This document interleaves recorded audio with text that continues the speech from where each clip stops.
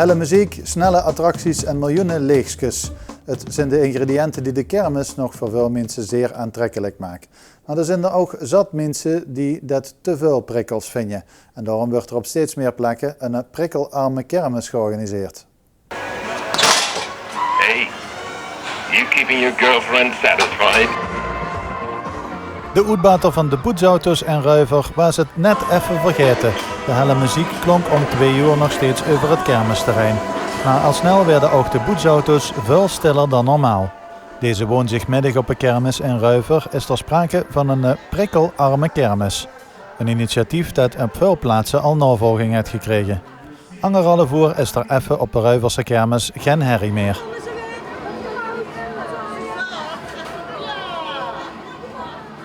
Mensen met autisme, ADHD, epilepsie of misschien hooggevoeligheid kunnen zo toch een bezoek brengen aan de kermis. Ook de cliënten van PSW op Ruiver genieten deze woensdagmiddag van de attracties en de tractaties. Wil je naar de kermis vandaag? Ja, vandaag naar de kermis in Ruiver. Gaat bijzonder zijn daar vanmiddag, of niet? Ja, een kermis voor mensen van PSW en ook voor boetenaar. We hebben de muziek het achter gezet. Ja, en dat vind ik wel echt netjes dat hun aan meewerken. Want als er volle muziek op staat, dan versteekt ze totaal niks. Er zijn ook mensen die daar niet goed tegen kennen, hè? Ja, want die kregen er prikkels van, hè. En dat moeten we zien te voorkomen.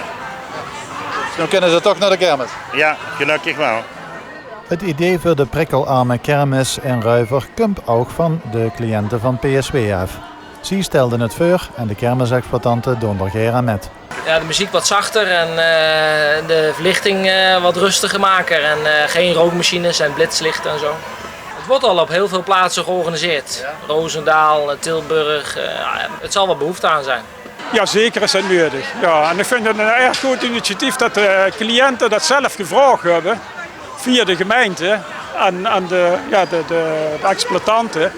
Om zeg maar 1-2 uurtjes uit te trekken, dat die in alle rust hier naartoe kunnen. En ja, dus is wel, dat is geweldig. Dat is een groot succes te zijn. Ja. Ja, zeker, die genieten. Ja. Dat het weer zo druk wordt dat er weer te veel prikkels komen dan. Nee, daar zullen ze wel op letten in me gaan. Ja. De exploitanten vinden het ook een goed idee zo te horen. Oh, ja, ik heb niet met die gesproken, maar ik neem aan dat die hebben van harte meegedaan, dat weet ik wel. Want het is ook goed uit te leggen. Hè? Sommige mensen is de drukte van de kermis echt te veel voor. Dat is te veel en zeker voor deze cliënten. Die krijgen al sowieso heel veel prikkels binnen. Nou, en dat zeker als ze met de groep gaan, dat is ook veilig. Met de eigen leiding, eigen elders eventueel. Ja, dat is fantastisch. Ja. We hebben allemaal de grootste lol, zo te zeggen. Ja, en fijn weer.